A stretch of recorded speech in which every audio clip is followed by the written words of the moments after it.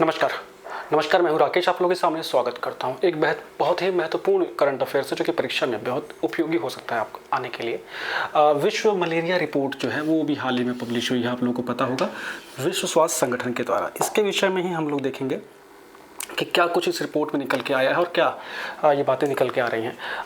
जो वर्तमान विश्व है इस समय कई सारी आपदाओं से घिरा हुआ है, जिसमें कोविड का जो महामारी है, वैश्विक महामारी, उसमें आप देख रहे हैं, उसमें ये खबर थोड़ी सी छोटी हो सकती है, लेकिन इसके अगर आप आंकड़े देखेंगे तो वो कम भयावह नहीं है। तो भारत हो चाहे विश्व के पिछड़े देश हों, लगातार उनमें मलेरिया की समस्याएं बनी रहती थी। अब काफ़ी ज़्यादा इसमें कोशिशें की गई है और क्या क्या प्रोग्रेस विश्व में हुई है, इसके ऊपर ये रिपोर्ट थी।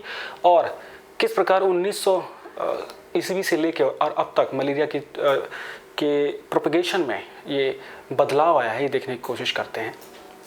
अभी जो ये रिपोर्ट जारी की गई है विश्व स्वास्थ्य संगठन के द्वारा, वैश्विक मलेरिया रिपोर्ट, इसके अंतर्गत बताया गया है कि करीब 1900 ईस्वी से अब तक करीब 127 देश जो हैं वो मलेरिया मुक्त हो चुके हैं, मलेरिया को इरेडिकेट कर चुके हैं। और उसमें 2 देश और जब जुड़ जाते हैं तो ये चीज़ें और अच्छी हो जाती हैं। 2021 वर्ष में फरवरी के आसपास में अल सल्वाडोर, एक लैटिन अमेरिकी देश, इससे आज़ाद हुआ, मलेरिया मुक्त हुआ। और उसके बाद एक बहुत ही विशाल देश, बहुत ही बड़ा देश चीन इससे मुक्त हो गया है। तो ये बहुत बड़ी चीज़ें हैं। इस रिपोर्ट में खासतौर से क्या बोला गया कि करीब 80 ऐसे देश हैं जिसमें कि बहुत ज़्यादा डेंसिटी, बहुत ज़्यादा असर है मलेरिया का। वहाँ से कितने मामले करीब जनरेट हुए हैं? 229 मिलियन पूरी दुनिया में जनरेट हुए हैं 2019-20 के दौरान में। ठीक है, इसमें 94% जो मामले हैं, ये जो 229 मिलियन है, उसमें से 94% मामले सिर्फ अफ्रीका में है। तो अफ्रीका वैसे भी बहुत पिछड़ा है, स्वास्थ्य सुविधाओं में बहुत ज़्यादा स्थिति वहाँ खराब है, जीवन स्तर बहुत नीचे है। और मलेरिया जो कि बहुत सारे यूरोपीय और देशों के लिए कुछ भी माना ही नहीं जाता, वहाँ पे एक बहुत बड़ी मौत का सबब बनता है मलेरिया। भारत का अगर इसमें रोल देखा जाए तो भारत में करीब 2% जो है मलेरिया केसेस हुए हैं इसके टोटल इंक्लूजन में। ये वैश्विक स्तर पर जो हम देखते हैं तो भारत की स्थिति थोड़ी ठीक ठाक लगती है, लेकिन जैसे ही हम एशिया पैसिफिक रीजन की ओर आते हैं, भारत की स्थिति बड़ी भयंकर हो जाती है। ऐसा नहीं है कि भारत इसके ऊपर कार्य नहीं कर रहा है। 1950 से लेकर लगातार हमने मलेरिया पे काबू पाने की कोशिश की है और बहुत हद तक हमने उसमें सफलता पाई भी है। इसके बावजूद हम लोग कुछ ऐसे लक्ष्यों को लेकर आगे बढ़ रहे हैं और उम्मीद है कि हम जो 2030 का हमने जो टारगेट रखा है उसे अचीव करने की कोशिश करेंगे।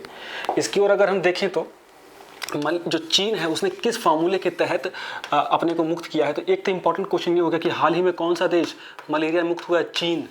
बहुत ही इम्पॉर्टेंट है, एमसीक्यू में क्वेश्चन हो सकता है अल सल्वाडोर का भी।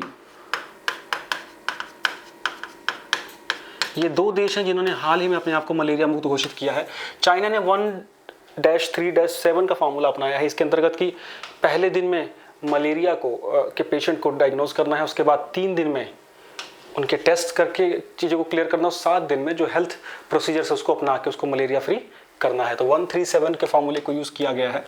भारत के परिप्रेक्ष्य में अगर देखा जाए तो 1950 के आसपास में हमारे देश में करीब 75 मिलियन केसेस अकेले होते थे। आप सोच सकते हैं, पूरा भारत एक मलेरिया स्थानिक देश था उस समय, और उसमें करीब लगभग 1% के आसपास मृत्यु भी हो जाती थी। बहुत बड़ी समस्या थी ये। लेकिन धीरे धीरे चीज़ें डेवलप होनी शुरू हुई। 1953 में पहली बार हमने मलेरिया कंट्रोल प्रोग्राम बनाया 1953 में, जिसके अंतर्गत मलेरिया की रोकथाम के लिए उपाय उठाए गए। इसके बाद 5 साल के बाद 1958 में नेशनल मलेरिया उन्मूलन प्रोग्राम शुरू किया गया। पेपर में क्वेश्चन देखो आ सकता है।